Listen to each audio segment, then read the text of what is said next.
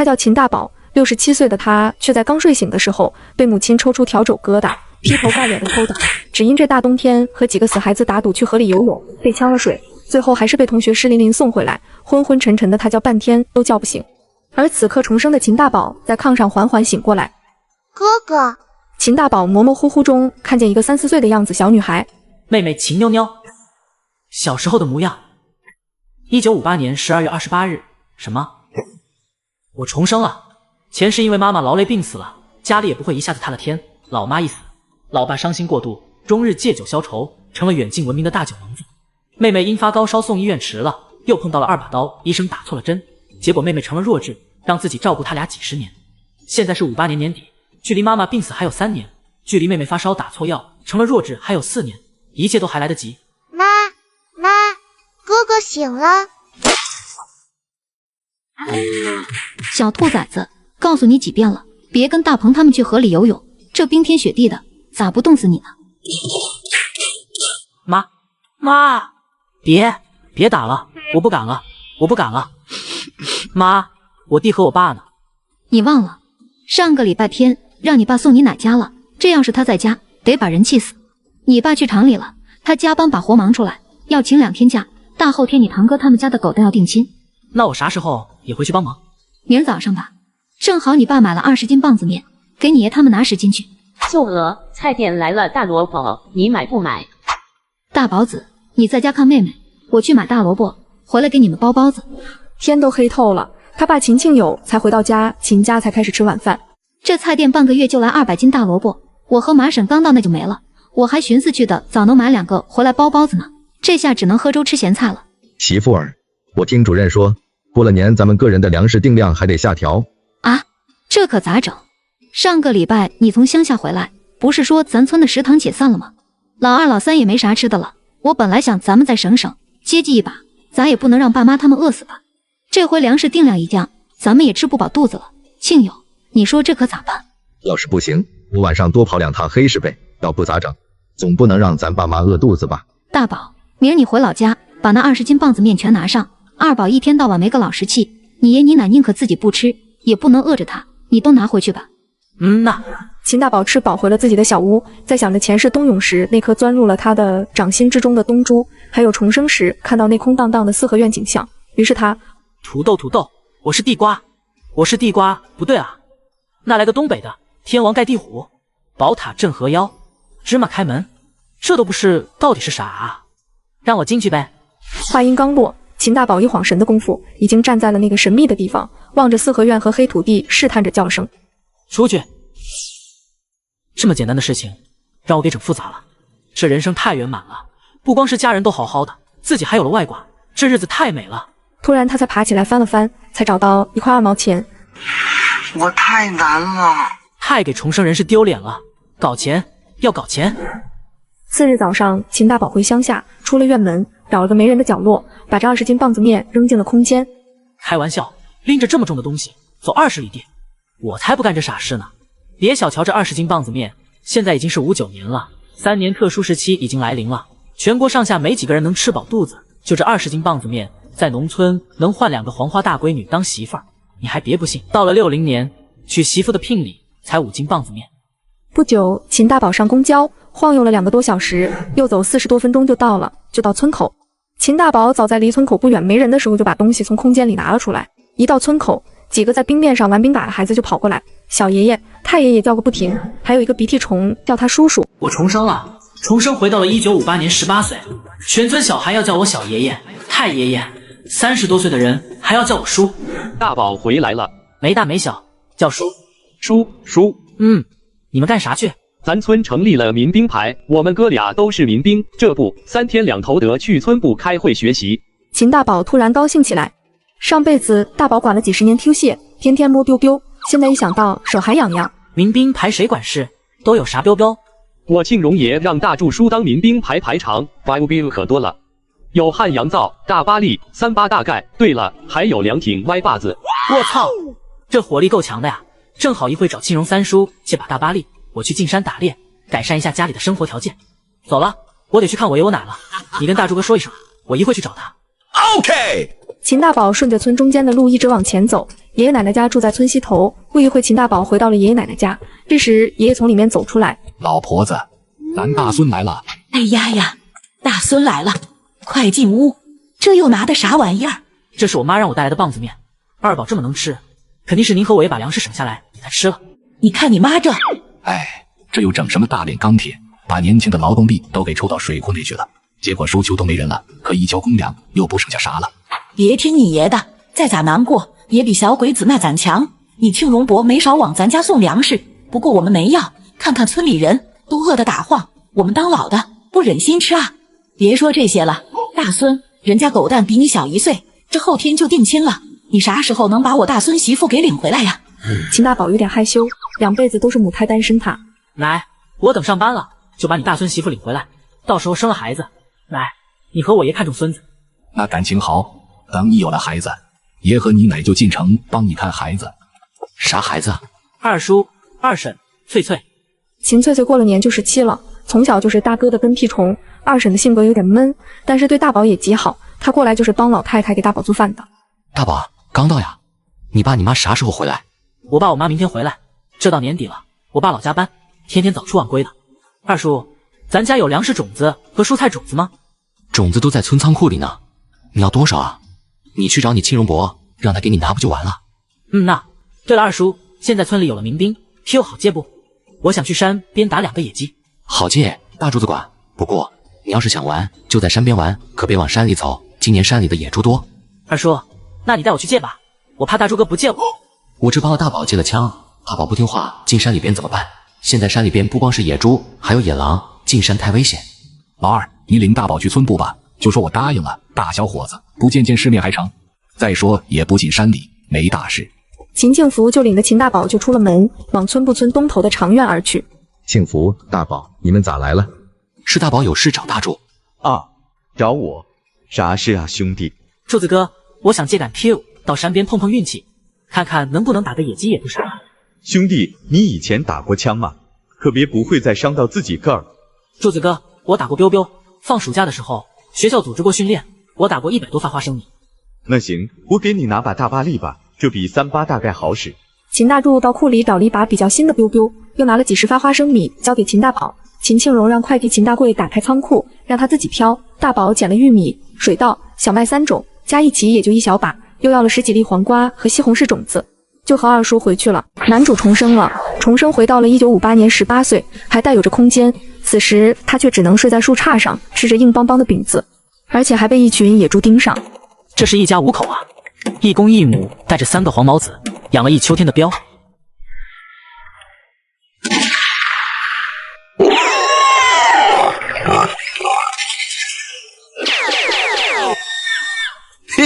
这一家5口整整齐齐的。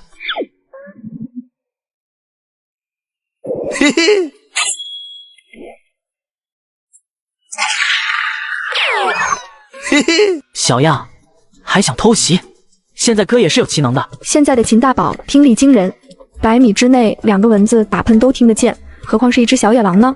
自打重生以来，秦大宝不管是喝的水还是洗澡用的水，都是空间里的井水。他感觉自己身体好像被重塑了一样，无论是听力、目力都灵敏了许多，尤其是力气也大了不少。这血腥味浓烈，只要是杂食的猛兽都不会放过。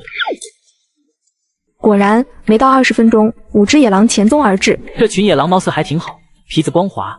爷爷奶奶年纪大了，腿脚的风湿严重，正好狼皮保暖。家里每个人都铺一张狼皮睡觉，会很舒服。这是个头狼，狼皮是灰白色的，正好给妹妹铺。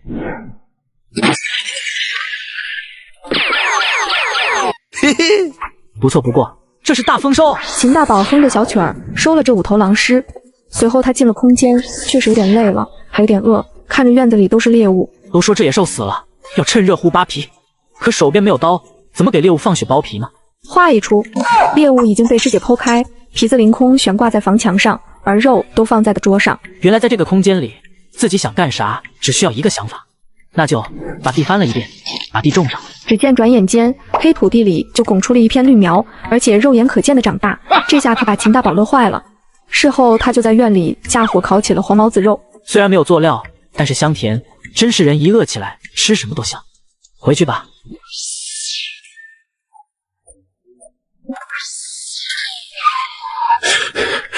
这真是九死一生啊，还是要小心点才得。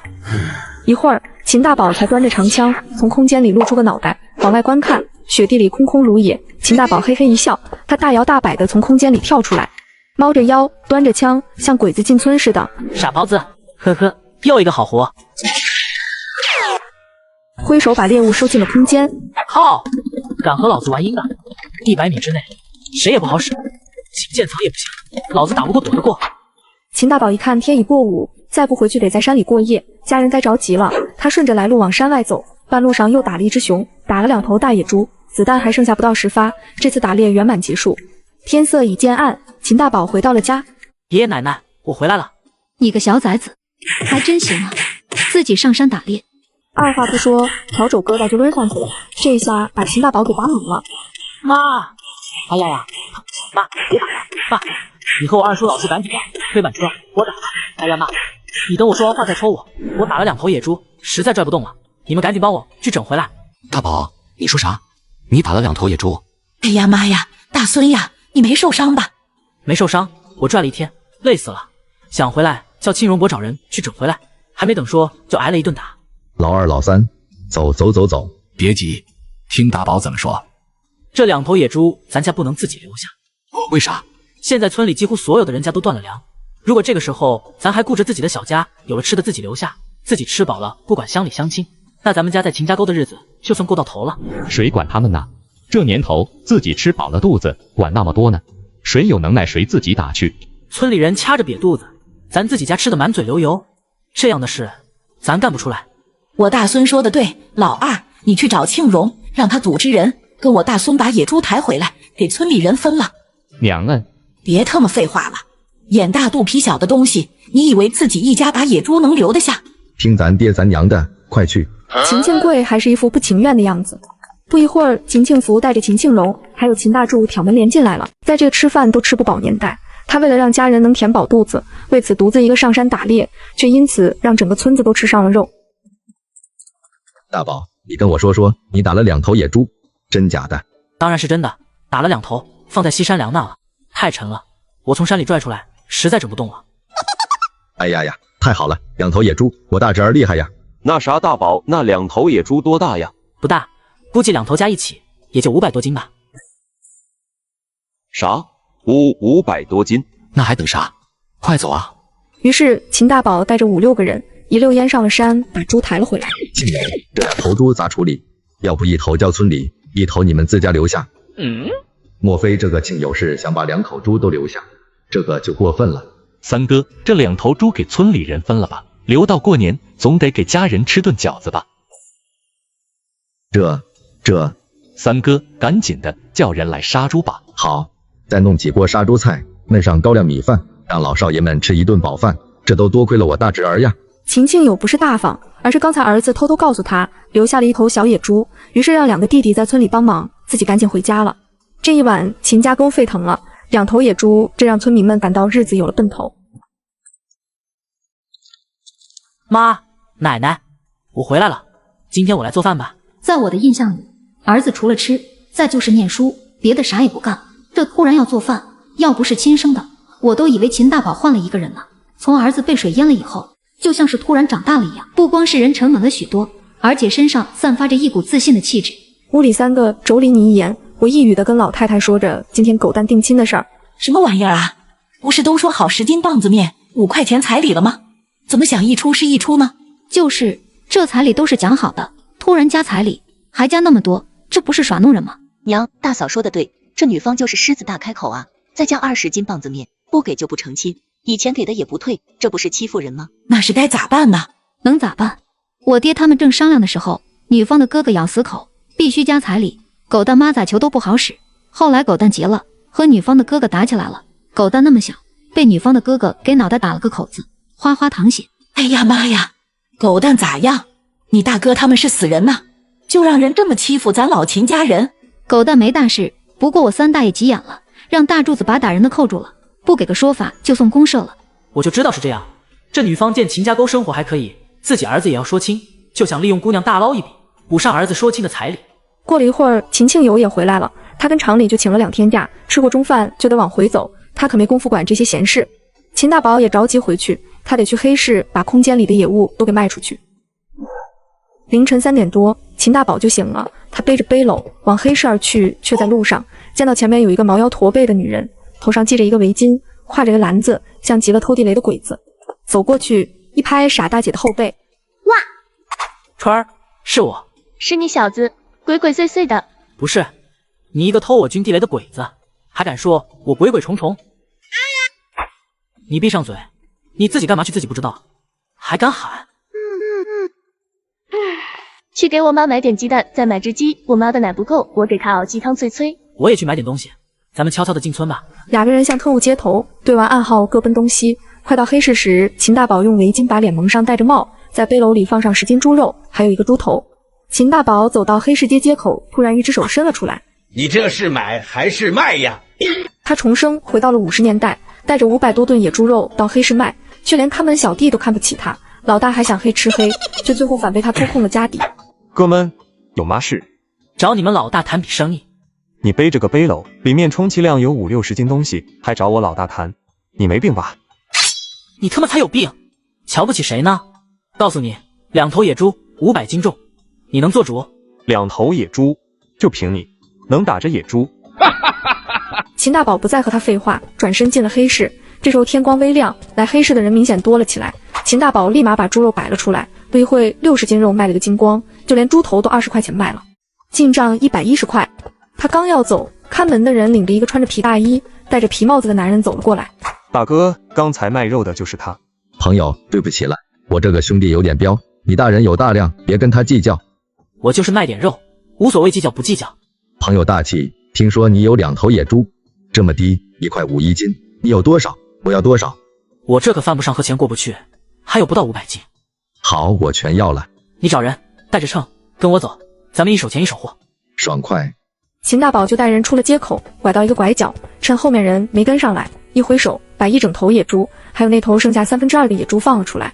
朋友厉害呀，这么大的野猪也敢打。没办法，都快饿死了，不拼命不行。嘿嘿，是条汉子。来称一下重量。大哥，一共465斤，697块5。朋友，咱们凑个整，这是700。以后有什么好东西尽管给我送来，我绝对不差事。妥妥爹，有好东西我一定找你。秦大宝转身就走，老大望着他的背影，冷冷一笑。把钱拿回来，做得干净点。老大放心。俗话说得好，大丈夫不可一日无权，小女子不可一日无钱。不管男人女人，都得有钱，有钱才有底气。这小逼崽子腿脚挺快，找一定是躲在哪了。这手法他太熟悉了，黑吃黑啊！看来这个黑市没少做这种事。找了几分钟，只能悻悻地走了。他尾随着3个人又回到了黑市。废物，一帮废物，收拾个人都跟不住。扑通扑通的人摔倒声和求饶声。秦大宝纵身搅过围墙，发现后院竟然有一个巨大的仓库。秦大宝贴在仓库的墙上，试着用精神力移手，没想到一眨眼的功夫，竟然3间密室。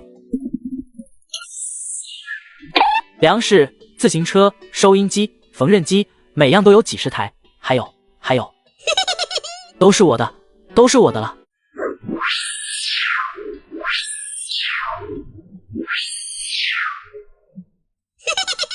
随后就顺着围墙跳了出去。天已经蒙蒙亮了，秦大宝不敢停留，撒腿就往家里跑。回到家里，迫不及待地进入了空间里。大米、白面、玉米面，初步估算大米1吨多，白面少一点，剩下的2吨都是玉米面。这么多黄金，小的应该有10两1块，大的16两1块，还有10来箱古董字画。53板大黑石，这个在后市一张大黑石最高卖到30万元。还有多个种票据和粮票，秦大宝盘点了一下，一共是58300多现金，还有许多 biu 等各式物品。秦大宝忍不住笑出了猪叫，2辈子加在一起，他都没有今天这么开心。帅气多金的他，左手拿1只猪，右手拿1吨金，到了供销社，女售货员看见都脸红心跳加速，两眼冒心，最后连自己的师娘也对此面红耳赤。师娘，大宝来了，你这孩子怎么跌了这么多东西？好几天没来看您和师傅，昨回老家打了头野猪，这不闹了点肉，给大放和小桂花解解馋。你这孩子就是仁义。师傅，来，咱爷俩搭把手。这是要试试秦大宝的功夫。童文英是个舞痴，平时家里外头任事不管，只知道沉迷于武道。要不是靠着童师娘给别人绣花做衣裳维持生计，这家人早饿死了。这就是奇人的劣根性。俩人一切磋就忘了时间，直到童师娘出来叫他们才停了手。不可能啊，这小子的体质怎么变了呢？不可能啊！他不知道秦大宝是喝了空间里的灵井水的缘故。师娘，大鹏呢？昨儿和球儿他们出去玩了，说是去门头沟了，一半天回不来。大宝，你工作的事有信儿了吗？有谱了，还在等消息。师娘欲言又止，秦大宝知道是什么意思，但是童大鹏的出身成分太差，不可能通过政审。师娘，你放心，我这边会尽全力帮大鹏找到工作的。秦大宝又待了一会儿就告辞了。从童家出来，秦大宝直奔供销社。此时见秦大宝进来，两个小姑娘正在唠嗑，一抬头看见秦大宝，禁不住小脸红了红。同志，你想买什么？我要3个大砂锅，还有酒，再要几盒烟。砂锅需要工业券，酒吗？你有酒票、烟票吗？有，我有5张工业券，2张甲级酒票，3张乙级的烟票有5张。3个砂锅，3张工业券，2块1。甲级酒只有茅台和西凤，乙级有2锅头。你的烟票是甲级的，能买中华和重酒。那我要茅台和中华。行，1瓶茅台4块，2锅头1块2，中华1盒9毛6，都买吗？那都买。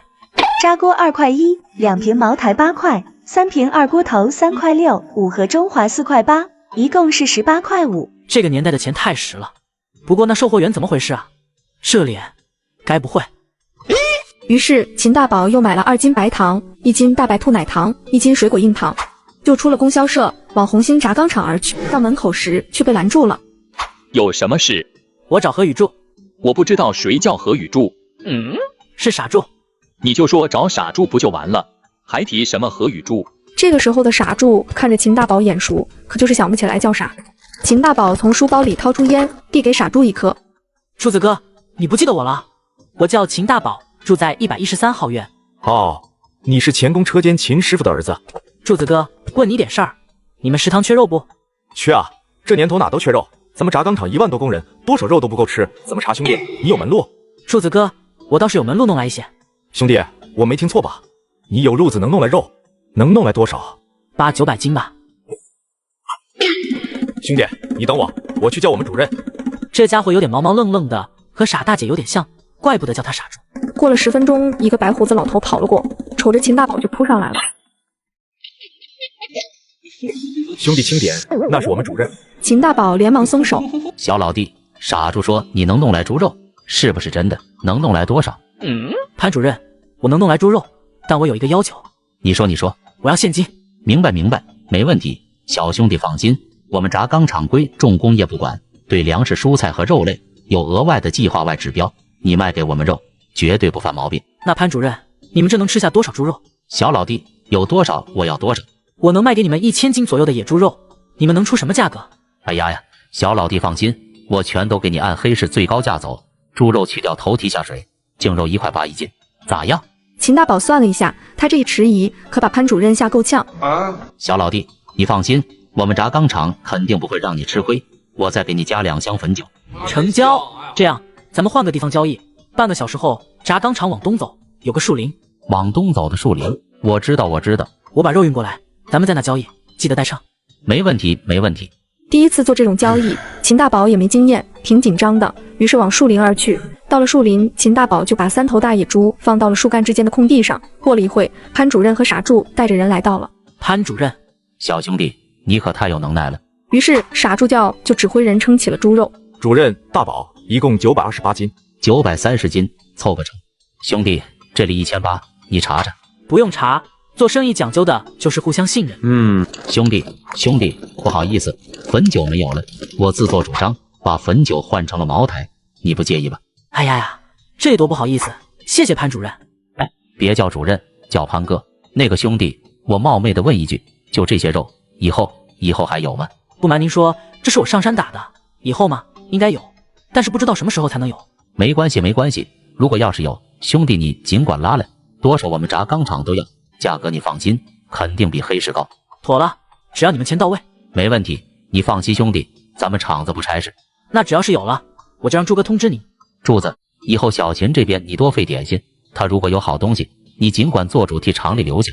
还有，我回头报到了厂部，以后你就是1食堂的组长，工资和补贴上升一级。这可把傻柱高兴坏了。这个饭都吃不饱的50年代，他却大把大把的给钱父母，而却还源源不断带着大包小包的东西回家。大宝子提溜着啥玩意呀？看样子挺沉。哎呀妈呀，这啥呀？哎呀，是猪啊！大宝子，你这是把谁家的小猪给掏了？这可不中啊！婶告诉你，可不能走歪门邪道啊！马大婶，嘴好使眼睛不好使是吧？那是野猪，这是我在我奶家山上打的野猪，谁掏别人家了？你仔细看看，家养的猪有这么大的牙吗？有这么硬的毛吗？你可真有意思。大宝啊，你这孩子可真有能耐，你看看能打这么大的野猪。这不要脸的劲又上来了。大宝子，这小野猪得有50-60斤，你家才5口人，能吃了吗？能不能吃的了，关你什么事？他提着袋子向自己家走回去了。蝈蝈，抱抱。咱妈呢？妈妈，来，大萝卜。秦大宝从书包里面抓出一把大白兔奶糖，还有一袋桃酥，他剥了一颗糖塞进妞妞的嘴里。蝈蝈，好吃。大儿子，妈抢到2个萝卜，一会儿给你包包子。妞，你吃啥呢？七糖糖。我的天哪，奶糖，谁给你的？蝈蝈给，还有饼饼。大宝，这糖是哪来的？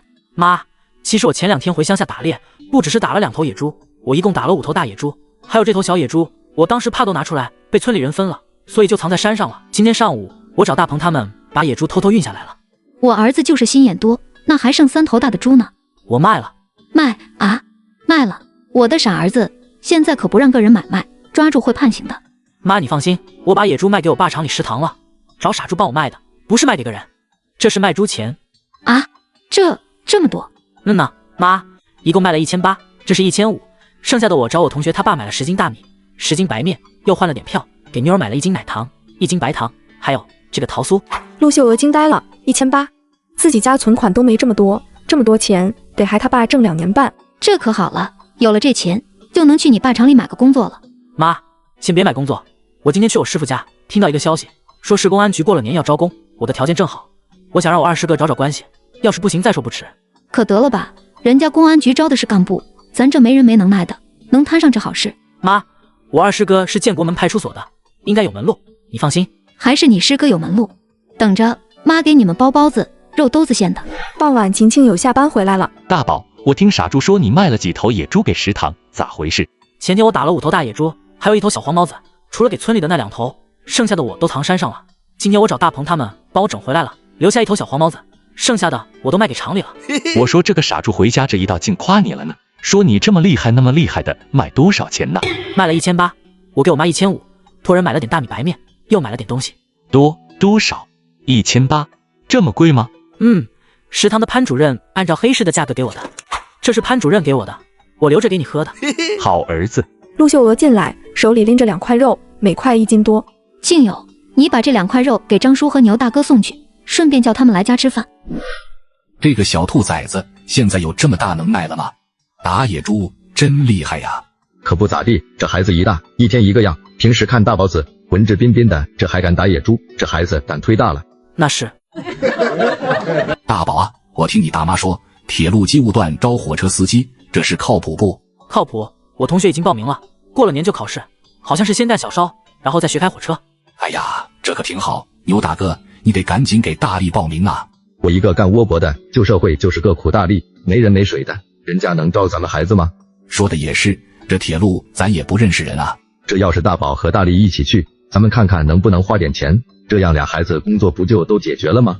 大宝不用你们操心，我5月份退休，让大宝顶办。哎呀，张叔，那可不中，你离退休还有4年，怎么能早退休呢？这可不中。咋不中？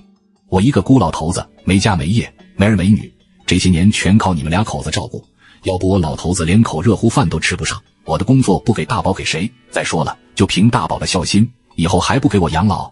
得打住，老头子，你把身体养好，多干几年，我工作的事不用你操心。你是我孙子，我不操心谁操心？你可得了，你那工作我可瞧不上。你个混小子，我那工作咋了？这一老一少打嘴炮，其他人早习惯了。放心，我有章程，工作的事你们不用操心。牛大爷，你拿着户口本和街道办介绍信给大力把名报上，完了我再找我同学，看看有没有关系，争取让大力上班。那可好，那可好。儿子，你有章程，是啥章程？到时候你们就知道了。在这个人人都吃不饱的年代，他却有着堆满屋的粮食、吃不完的猎物，还有用不完的钱。然而一早起来，家里无一吃食，因此他只能带着妹妹到街上吃饭。而此时，我靠，是赵厂长家的小子赵素觉，他吃枣子卡住了，枣核卡嗓子眼里了，这可是要命的事，要是不紧急处理，几分钟就得憋死。杜叔，帮我看一下妹妹。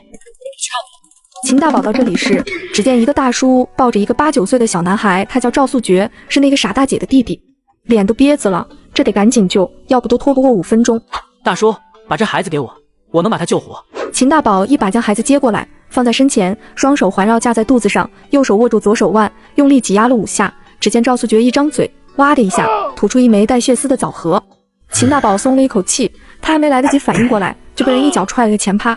哪来的混小子，敢欺负我弟弟！你大爷的赵素春，你踹死老子了！傻老大，你刚才给我的大枣差点噎死我，大宝哥救了我，你还踹人家！赵素春，你想要老子的命啊！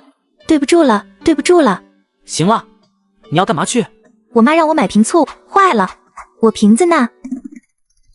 哎，傻老大，给我2毛钱啊！我去买2块硬糖。没大没小，我下次再听见你这么叫你大姐，踢死你！这孩子是打皮实了，一翻身做了个鬼脸就撩了，毕竟秦大宝也不可能使劲踢他。随后秦大宝回到早餐店，带着妹妹回家了。今天是个好日子，心情特别好。这老妈和弟弟关系就是见到烦，不见还想，还说什么又眼皮一个劲的跳，总觉得有啥事，还要我回爷爷奶奶家接弟弟接回去，其实就想弟弟了。秦大宝拿去空间的自行车蹬了2个多小时，才到村口，把自行车收了起来，因为他骑的自行车没有到派出所打钢印的。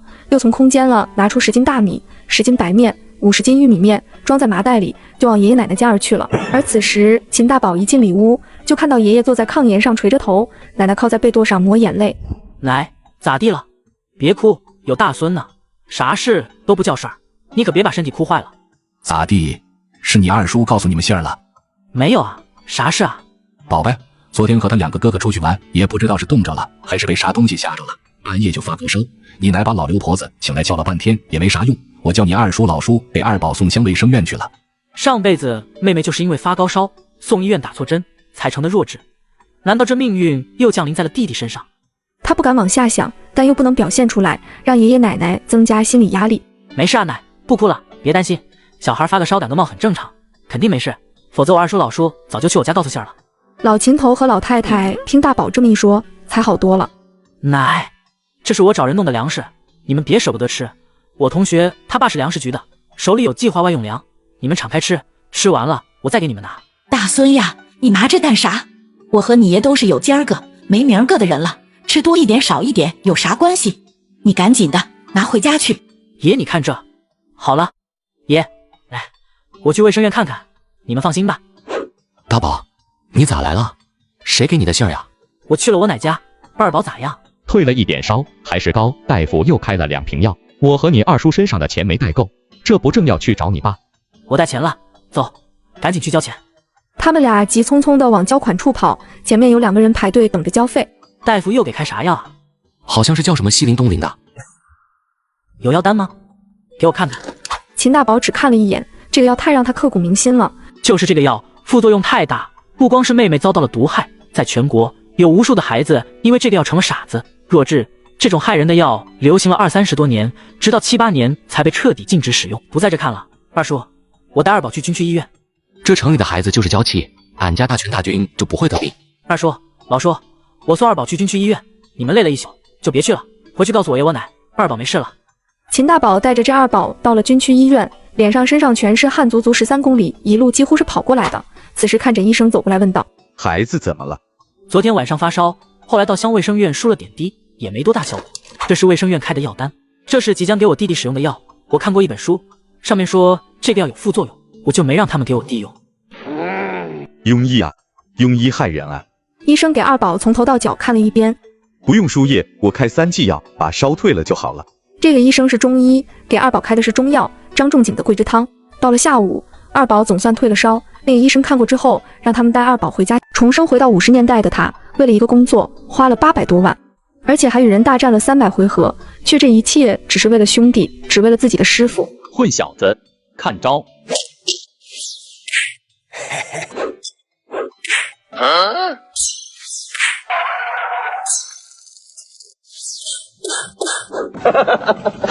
好啊，小六，这才1个月没见，你的功夫进步这么大，刮目相看啊，小师弟。二师哥，你的铁山靠越来越硬，我的肩膀现在还麻呢。小六，今儿咋有空到哥这来了呢？小六，你肯定有事，啥事你说，是不是有人欺负你？说哥给你出头。不是，师哥，我是为师傅的事来的。师傅怎么了？我这半个月太忙了，一直没抽出功夫去看师傅。师傅的身体还好，师哥，我说的是师傅家里的状况，不能再这样下去了，再这样下去，师娘的身体快扛不下去了。我知道，可是师傅这个人……师哥，我今天来是记得你说过，有个战友在车站派出所工作，我是想能不能花点钱在车站派出所给大鹏买个工作，哪怕是临时的。朱铁雄叹了口气，他不是不想给佟大鹏这个师弟找工作，但是成分是问题，而却就是佟大鹏这孩子不定性，玩心重，怕干不好工作丢他这个介绍人的脸。师哥，我听说年前车站公安分局就要取消，派出所也要从市公安局分出来，以后归车站管，也就是说政审这块就放松了。不过这样放松的情况不会持续多久，我寻思能不能趁这个空档把大鹏给弄进去。我早听说车站分局要取消，但是啥时候取消还不清楚。小六，你的消息确实吗？确实。此时秦大宝和朱铁雄就进办公拨起了电话。喂，程瞎子，我老铁，有个事呀，听说你们所年前就要划给车站了。你咋知道？嗨，我当然消息灵通了，要不咋我是副班长，你是个大头兵呢？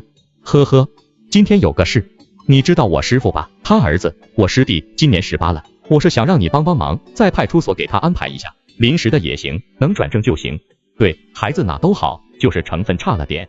所里正好有个老人要退休，回南方老家养老，准备把工作卖了，要800块钱。800？行，你一定给我留着。秦大宝听到了，于是从袋子里拿出一叠钱，他数出了800，放在朱铁雄面前。师哥，你听我说，你家里7口人，就指着你和大爷俩人的工资生活。我知道你平时连早饭都不吃，就为了省1口给老人孩子。平时所里加班你也都抢着上，一是为了那块8毛钱的补助，二是为了在所里吃，给家里省那2顿饭。你哪还有钱？至于大师哥，那你也知道，师嫂身体不好，一直在吃药，家里拉着饥荒，孩子都费劲。3师哥和4师哥在部队，5师哥他妈也知道咋回事。你说你们几个哪凑钱去卖血吗？师哥，这钱你一定要收，不过千万不要告诉师傅师娘啊。朱铁雄羞愧得无以复加，自己一个成年人竟然还不如一个孩子，他抓住秦大宝的手，半天说不出话来。不一会，秦大宝也就告辞从派出所出来了，找到了佟大鹏出来食饭。哥们儿，才几天没见，你咋像变了个人似的？这要搁平时，我特么吃东西能抢过你。滚犊子！你还舔脸说你丫窜多，我去捞鱼，完了我枪着了，你把我扔家里就跑了，你丫还是人吗？你可拉倒吧，你妈就差拿斧子把我给劈了，我还不跑。再说我给你送家去了，你还想我咋样？行了，别整那副委屈巴巴的样了，看着恶心。哥们儿，你这咋有钱请哥们儿来搓一顿呢？哪来的钱？有好事带带我。瞅你那样子吧，跟你说，我这是进山打猎挣的。你可别扯了，就你还打猎？你丫连我都打不过。你爱信不信。大鹏，今天找你喝8+1，还有一件事。啥事？我和2师哥给你找了份工作，基本上8、9不离十。你和2师哥给我找了份工作，真的假的？当然是真的。大鹏，爹妈眼看着就老了，咱们都该长大了，懂点事了，自己个儿的爹妈多心疼点。这点钱你回去买点煤，再给师娘买点药。师娘咳嗽不是1天2天了，我这边已经托人买棉花了，到手了就送过去。得了，我先走了。秦大宝双手插兜往家走了，留下呆呆的站在街上的佟大鹏。他本想进山打个野猪，却没想到遇到了一个世外桃源，猎物打都打不完，而且湖里还有多达万吨的鱼，抓到抓不完。然而此时，兔子，没想到冬天的兔子也有这么肥啊，个个都有7、8斤重。秦大宝把兔子收进了空间，然后继续往里面走，出了松树林，就看到不远处的山沟里有5头野猪在拱地。这公猪看样子得有300多斤，母猪也差不多，但是让人一垂涎3尺的却是那3头黄毛子。这工作要准备好点。5头野猪全都被打倒，一挥手收起了5头野猪。秦大宝还就觉得不够，因为他已经决定找工作了，以后的人情来往总是要有的，到时候什么样的礼物都比不上2斤猪肉。他继续往前走，秦大宝远远看到一群羊，足有12、13只，可跑过去却惊了山羊群。他眼看着羊群钻进了一个山缝里，这条缝足有2米宽，一般的动物都可以钻进去。秦大宝随后跟进去，转过一个折角，前面透出了一点光亮。这个情景竟然很像是陶渊明写的《桃花源记》啊！哇，山羊群。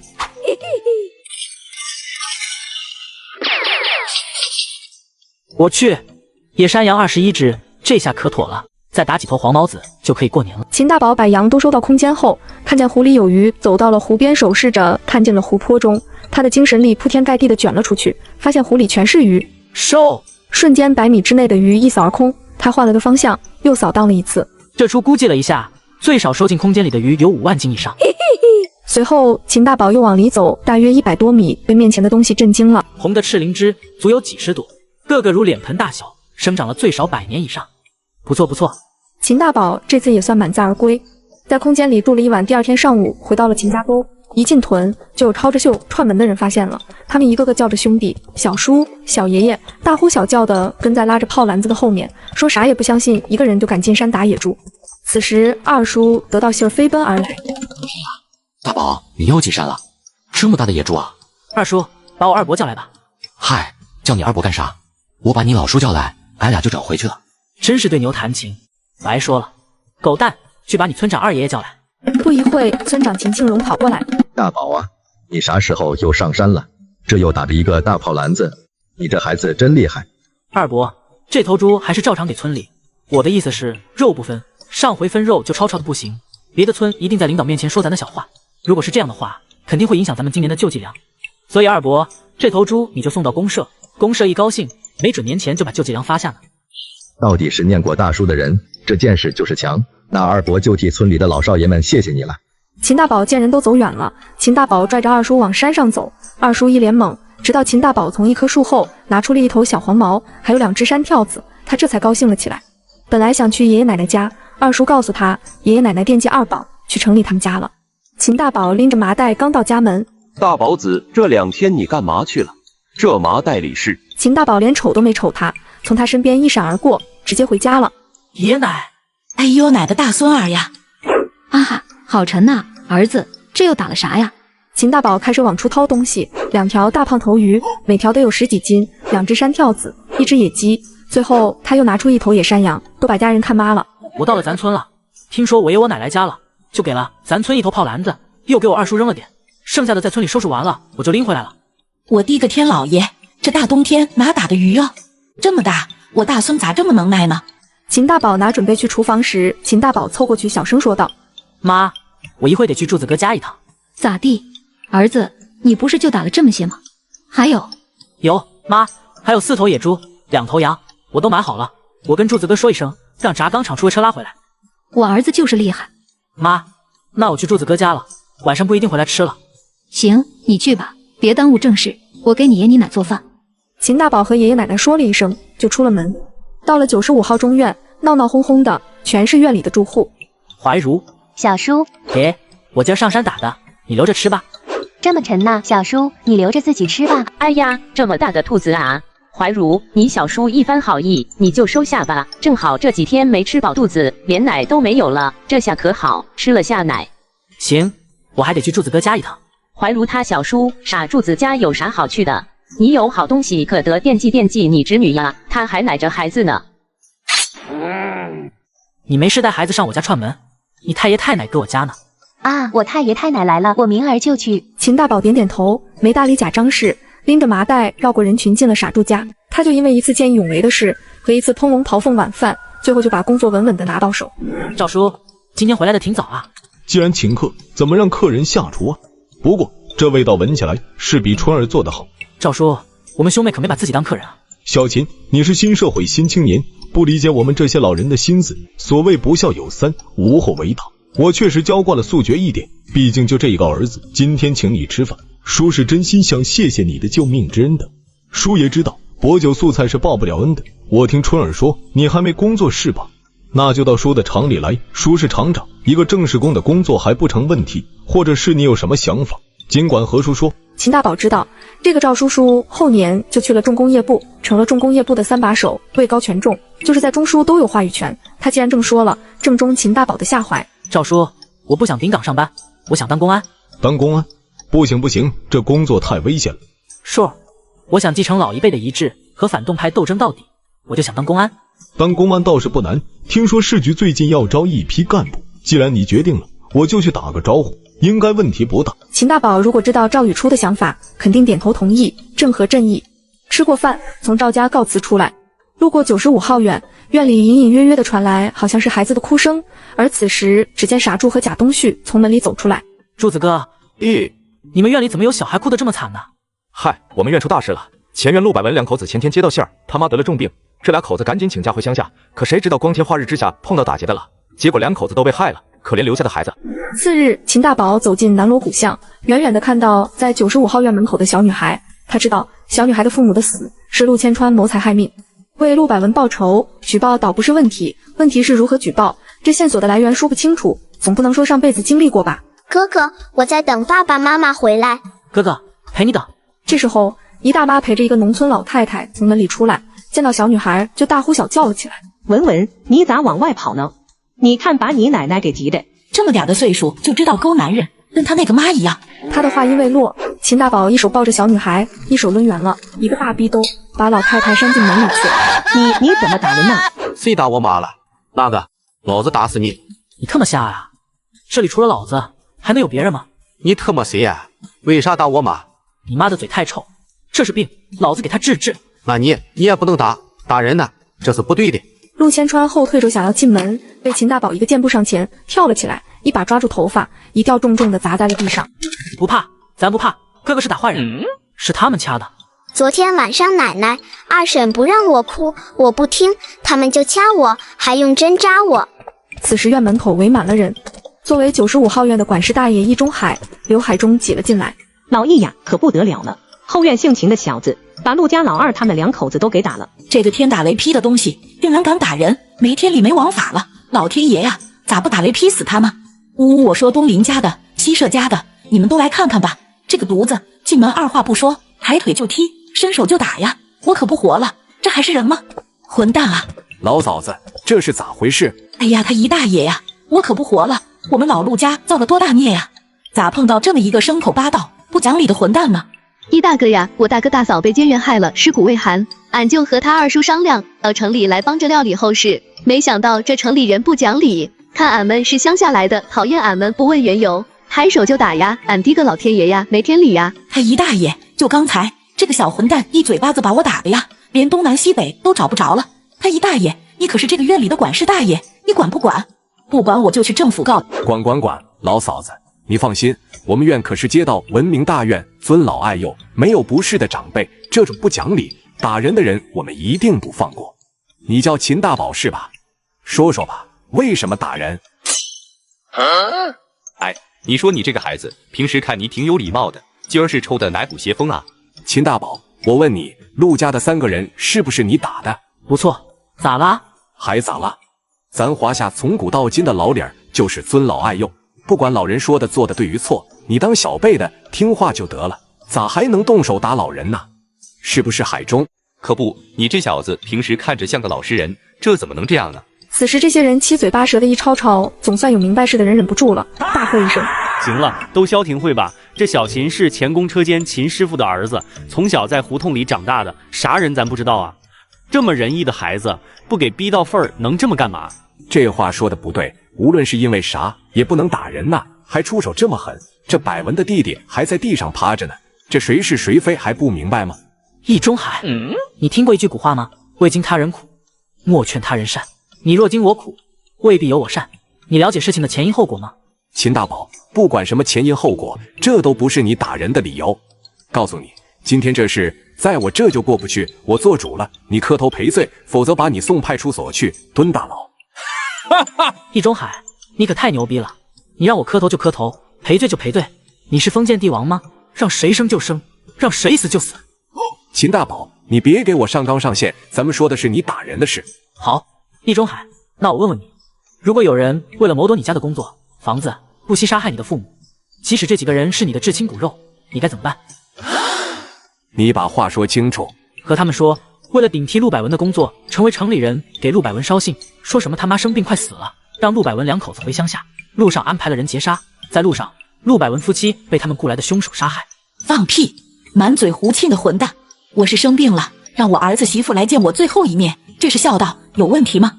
我怎么知道路上有劫道的？这小秦平时看他一副老老实实书呆子样，这编起瞎话来一套一套的。我觉得秦大宝说的有一点招人信，你看那陆老太太中气十足的，哪像个生病要死的人？这老太太一个劲儿的解释她有病了，她可没说这孩子胡说。秦大宝，老话说抓贼拿赃，你红口白牙，没证没据的诬赖陆家3口，告诉你这是什么？这是诬告，是要坐牢的。诬赖？哼，我说的每句话都会负责任，我会向派出所报案。还有，我今天打他们，是因为他们不是人，是畜生。你们看把孩子打的。都胡说什么？老婶子他们是从乡下来的，哪知道城里的规矩？再说这小孩子不听话，谁家不打2下？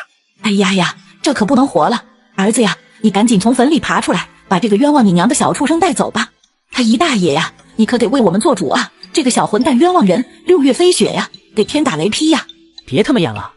告诉你们，你们雇的凶手已经被抓了。什么？不可能！他们不可能？哼，你们雇的凶手不就是房山孔桥村的范2、范3吗？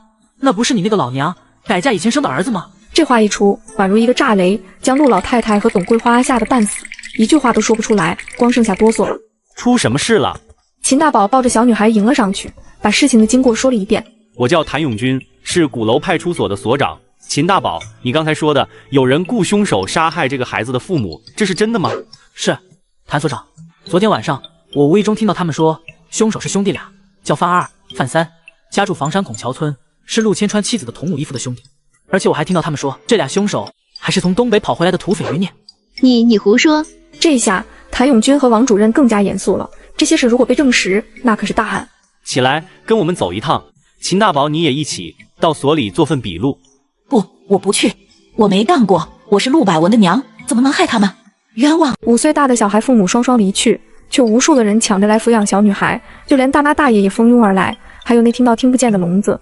只不过他们却只是为了他父母留下来的工作和房子。而此时秦大宝正在和一个老者大肆争吵时，被人引冲过来，一脚踹在他的肚子上，将严不贵踹得滚下台阶。恶恐人知，便是大恶。你一个老师欺负一个孩子，你可真不是东西。这严老抠可真是占便宜没够，可不咋地，人家爹妈都没了，能帮一把就帮一把，还要人家8块钱的生活费，这算盘打得真精啊！8块钱，一个5岁的孩子，那可不是养他全家吗？太欺负人了，这是当上管事大爷了，有点小权力就想占大便宜。各位叔叔阿姨，我说明一点，我秦大宝做人顶天立地，我之所以帮文文，是心疼这个孩子，绝不是为了陆家的工作和房子，我干不出这种恶心事。文文的事情，昨天街道办已经全面接管，任何人都不得插手，一切等文文有了监护人，或者等文文18岁以后自己处理。大家不信的话，尽管去街道办问王主任。严不贵这脸臊的，恨不得有个地缝钻进去。易中海走了出来，他的后面跟着贾东旭。易中海把严不贵扶起来，瞪着秦大宝吼道：“你干什么？长辈关心小文文，你不愿意听就站一边去，怎么能动手呢？你是不是瞎？是他要打我，川儿才踹他的。再说什么长辈，有德有行的，我才尊敬叫一声长辈。这种欺负波的，我还得拿他当长辈，我贱不贱呢？不管怎么说，这是我们院里的事，轮不到你来多管闲事。你年龄不大，心眼不少，你以为你的心思大家伙看不出来？你不就是想吞了陆家的工作房子吗？我就不信了，你一个大小伙子，啥也不图对一个小女孩好，可能吗？现在有这么好的人吗？他的话引起了围观人的议论，大家都在对秦大宝指指点点，周围的人议论声越来越大，像一柄大锤不停地敲击秦大宝的脑袋，让他想逃离这个地方。你个没教养的东西，我今儿就替秦静友教育教育你。你敢！严不贵、易中海，你们在干什么？王主任，是这样的，我是看陆家就剩下个姑，就寻思帮衬一把，让这个孩子到我家吃饭。我媳妇没工作，正好可以照顾孩子，你看看，我是一番好意。易中海，你又是怎么回事？王主任，姓秦的这个小子不敬老，我替他爸妈教训教训他，省得以后他在社会上吃大亏。小秦，你说是咋回事？王主任，今天早上我来看文文，先是易中海托龙老太来找文文，要把文文过继给他们家，语气里处处都在威胁我和孩子，还说如果不答应，以后就不会有好果子吃。你胡说！你闭嘴，小秦，你接着说。我拒绝了，我跟他们说，文文的所有事都由街道办和派出所决定，谁也不能强迫文文做任何事。刚才贾章是逼着文文把他父母留下的工作给他儿媳妇，如果不给，他威胁我要四处编我的瞎话，败坏我的名声，让我娶不到媳妇。小琴，你接着说，还有吗？有，刚才严不贵说的那么大义凛然，可他故意没说一句他是让文文去他家搭伙，可是让文文每个月给他8块钱的伙食费。你们怎么可以这么无耻？这是个什么院？还舔着脸说是模范四合院，你们怎么有脸这么干？欺负孤儿，欺负一个才5岁的孩子，你们有罪，你们都有罪呀！于是王主任挨个处罚了易中海、严不贵、贾章士等。此时姨大妈凑过来说道：王主任，我有件事求您。什么事啊？要是不急的话，就找个时间去街道办找我。急，很急。我是说，王主任，我和老易想收养文文。昨天晚上我和谭所长调阅了陆百文的档案，他和他妻子都是孤儿，陆百文是从小被收养的，现在陆家的人也因为杀人都被抓了，所以陆文文的问题很不好办。小琴，文文喜欢你，你也是真心对文文好，我们大家都看在眼里，可是你自己还是个孩子，怎么能收养一个5岁的孩子呢？易中海2口子无儿无女，符合收养的条件。不，我不离开哥哥，我不。不哭，咱不哭，哥哥不会离开文文的。王主任，你说的都对，可是没什么可是的，你一个乳臭未干的小子，你凭什么收养文文？我看你就是奔着陆家的工作和房产去的，你居心不良。不要胡说，陆家的房子是国家的，街道是要收回的。此时陆秀娥挤了进来，后面跟着秦庆友，站在秦大宝面前，就凭我是他妈。老秦，咱们是一个车间的，我家里的情况你也了解，这个孩子无论如何我都是要收养的。别扯这些没用的，这个小姑娘我们家收养了。收养？你凭什么收养？就凭你家老爷们挣那几10块钱养活你们一大家子。你也说我们一大家子，我有3个孩子，我知道怎么照顾孩子，你知道吗？哦，我忘了，你生不了孩子。你这种女人在我们乡下有一种叫法是怎么说的？秦庆友，不下蛋的母鸡。你们都有了3个孩子，为什么还要和我们争？你们这是缺德。易中海，你就是这样的人，总是想道德绑架别人。你说来说去就是忘了文文的感受。他什么感受？一个5岁的孩子懂什么？王主任，我们2家的条件摆在这，您做个决定吧。王主任犹豫了，凭条件来说，肯定是易中海家的好。秦大宝看了一眼易中海，发现他在怨毒地看着自己一家人，他明白这是和易中海结下深仇了，不说家人，就是自己的老爸，以后在前宫车间也不会有好日子过。于是，王主任，易中海没有资格收养文文，他历史有问题。听了这话，易中海和姨大妈吓得浑身颤抖。你胡说，老易，这个孩子咱不收养了，咱们回家。易中海，你不许走。小琴，你把话说清楚。王主任，我有事反映。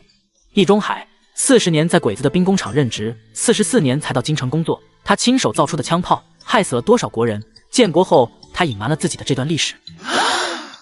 小琴，你说的可是真的？如果不是真的，你会因为诬陷坐牢的，你要想清楚。我为我的一言一行负责，如有差错，愿意受到任何惩罚。还有王主任，刘海中原名刘文善，河北唐县人，他爹叫刘大庆，大地主，唐县一半的土地都是他家的。刘大庆曾任鬼子的伪县长，手上沾满了老百姓的鲜血。鬼子投降后，刘家被清算，刘海中逃了出来，到了京城，隐姓埋名到轧钢厂工作。又是一个大雷，直接将巷子里的人震得是迷迷瞪瞪的。刘海中没想到吃瓜吃到自己身上来了，吓得浑身直哆嗦，最后2家人挨双双带走了。